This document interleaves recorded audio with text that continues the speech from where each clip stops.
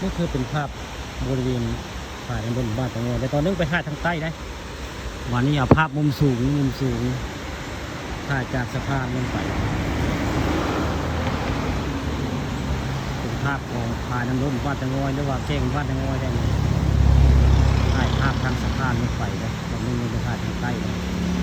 ผมแล้วมาน้ำกระลายพอสมควรอยู่มันนี้มาตะเก้าน้ำก็แห้งนะเป็นมันนี่มามันนี่เขาเจ้าปิดน้ำไว้ทางใต้พ่อมันก็เลยน้ำเลยหลักนี่คือเป็นภาพบรรยากาศในน้ำพุงวัดตะงอยหรือว่าแก่งวัดตะงอยผ่านรถวัดตะงอยแหละนี่ถ่ายบริเวณสะพานเลย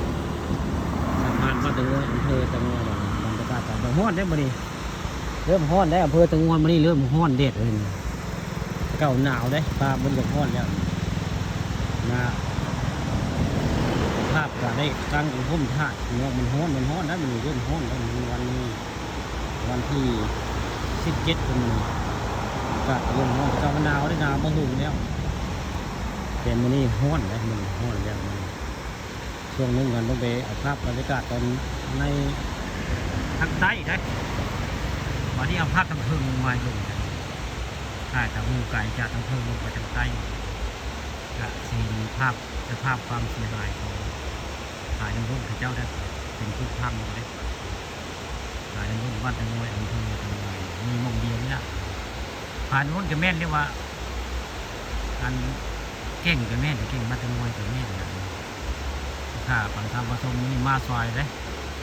มาซอยให้มาภาพซอยนี่ภาพความสวยงามของเก่งวัดตะงอยหรือวัดน้ำพุงวัดตะงอยบรรยากาศนะปลายตึกเล่น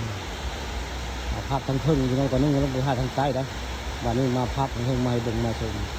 นี่แหละคือเก่งวัดตะงอยอำเภอตะงอยบรรยากาศครับเป็นตาอาบน้ำ